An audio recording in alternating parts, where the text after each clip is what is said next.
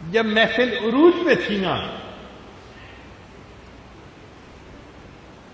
اس وقت جو stage secretary تھا اس نے اعلان کیا کہ رئیس المتغزلین جگر مراد آبادی آتے ہیں۔ اب یہ نام سن کے ایک ہنگامہ، ایک شور برپا ہو گیا۔ مجمع نے کہنا شروع کر دیا، نہیں، ہم ان کی نعت نہیں سنیں گے، یہ شرابی ہے، کبابی ہے، ہرگز اجازت نہیں دے سکتے، یہ گستاخی ہے کہ یہ ہمارے آقا صلی اللہ علیہ وسلم کی شان میں کوئی بات کرے۔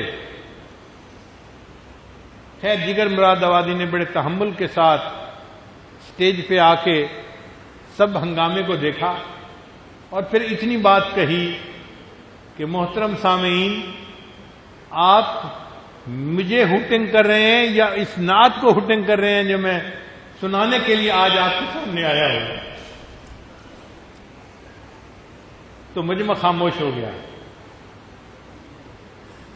جب مجمع 1 منٹ کے لیے خاموش ہو گیا تو انہوں نے اپنی شعر کا پہلا مصرع پڑھا، ایک رند ہے اور مدحت سلطان مدینہ، ایک رند ہے اور مدحت سلطان مدینہ۔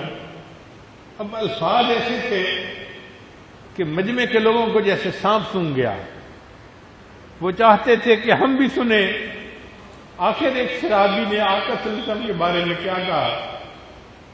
تو جب مجمع خاموش ہو گیا تو جگر مراد آبادی نے روتے ہوئے نبی علیہ السلام کی شان میں اشعار پڑھے، ایک رند ہے اور مدحت سلطان مدینہ، ہاں کوئی نظر رحمت سلطان مدینہ، دامان نظر تنگ فراوانی جلوہ، اے طلعت حق طلعت سلطان مدینہ، اے خاک مدینہ تیری گلیوں کے تصدق، تو خلد ہے تو جنت سلطان مدینہ۔ اس طرح کے ہر ساس و مصروف عبادت، دیکھوں میں در دولت سلطان مدینہ، ایک ننگے غم عشق بھی ہے منتظر دید، صدقے تیرے اے صورت سلطان مدینہ۔ کونین کا غم یاد خدا اور شفاعت، دولت ہے یہی دولت سلطان مدینہ، ظاہر میں غریب الغربا پھر بھی یہ عالم، شاہوں سے سوا سطوت سلطان مدینہ۔ اس امت آسی سے نہ منہ پھیر خدایا، نازک ہے بہت غیرت سلطان مدینہ، کچھ ہم کو نہیں کام جگر اور کسی سے،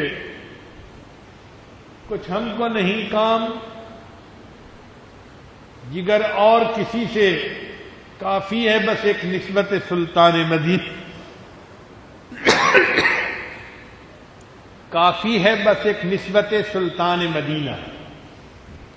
اب جب یہ انہوں نے نعت پڑھی تو مجمع تو حیران تھا کہ اللہ نے ایک شرابی کے زبان سے کیسی عجیب باتیں کہلوا دی۔